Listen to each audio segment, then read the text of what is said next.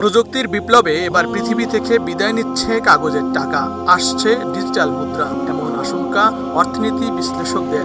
Digital মুদ্রা হচ্ছে সেসব মুদ্রা যা শুধু ভার্চুয়াল জগতে লেনদেন হয়, বাস্তবে যার কোনো অস্তিত্বই নেই। এ ধরনের ডিজিটাল মুদ্রা ক্রিপ্টোকারেন্সি নামেও পরিচিত। অর্থ সম্পদ যা আছে এগুলোকে কাগজের টাকায় রেখে দিবেন না, আমার নসিহত। হয়তো বুঝতে পারছেন না, মাথার উপর দিয়ে যাচ্ছে কথা, কিন্তু পরে বুঝবেন।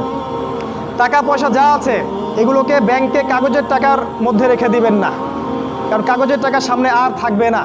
লিখে রাখেন, কয়েক বছর পরে দেখতে পারবেন সমস্ত টাকা হয়ে যাবে ইলেকট্রনিক। খালি পাঠাবেন ইলেকট্রনিক মানি, মানে আপনি টাকা ধরতেও পারবেন না, পকেটে রাখতেও পারবেন না, খালি জানবেন আমার অ্যাকাউন্টে এত টাকা আছে। এই পুরো ব্যাংকিং সিস্টেমটা পড়ে যাবে, থাকবে না।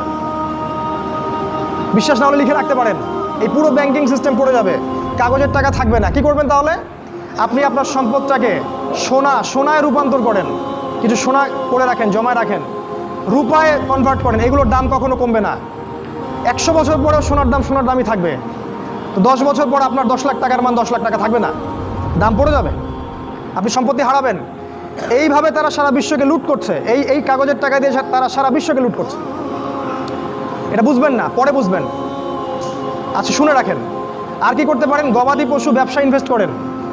আরেকটা কাজ করতে পারেন, জমি কিনে রাখতে পারেন, এটা ভালো জিনিস। এই জিনিসগুলোতে টাকা কনভার্ট করেন। শেষ জামানায় আপনার কাগজের টাকা থাকবে না, আপনি ক্ষতিগ্রস্ত হবেন। এখন টাকা যদি জমায় রাখেন, শেষ জামানায় আপনি ক্ষতিগ্রস্ত হবেন। আমি অর্থনীতি নিয়ে যথেষ্ট পড়েছি, আলহামদুলিল্লাহ, পড়েই কথাগুলো আপনাকে বলছি।